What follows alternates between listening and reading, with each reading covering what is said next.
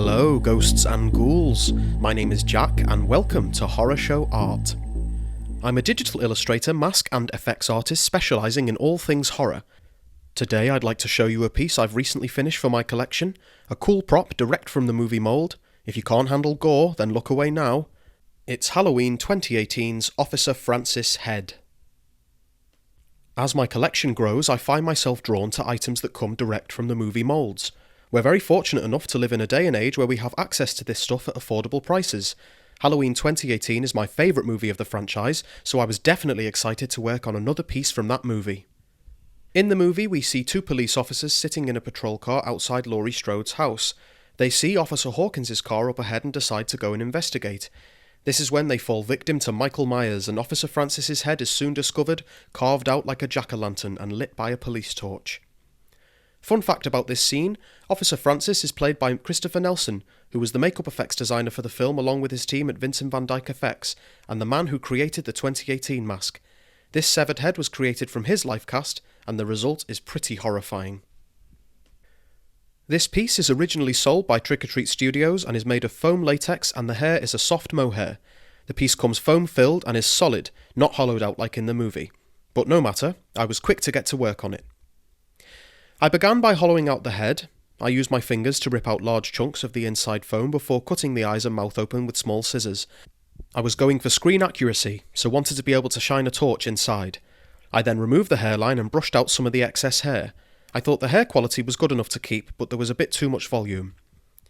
I then based the head out in a pale flesh colour before hitting it with some darker washes to bring out the details. I painted all of the wound areas in a pinkish red colour to resemble torn flesh. I then went over all of those areas with drying blood. For the blood patterns, I studied the image of the screen used in detail so it would best resemble that. I wanted the blood to not look too dark, so the whole thing looked freshly cut. Once I was finished with the paint job, I re-glued the hairline and trimmed and styled the hair so it was flatter and a touch more realistic than it originally came. Once that was done, I sprayed the piece with a gloss spray so it would look wet and displayed it on a paper towel holder that I decorated with dripping blood. I'm happy with what I was able to achieve with this piece.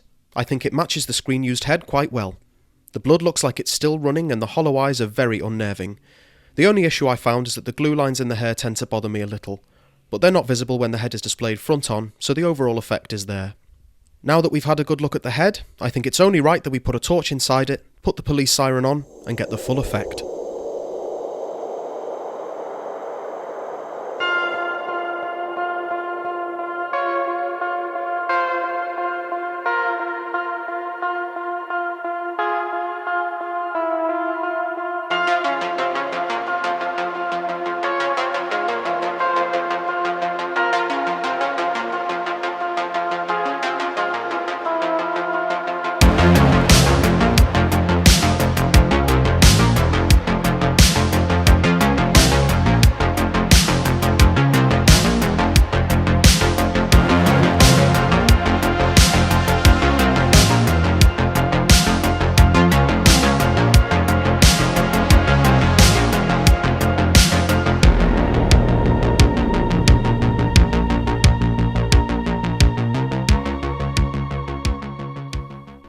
Thank you so much for checking out this video.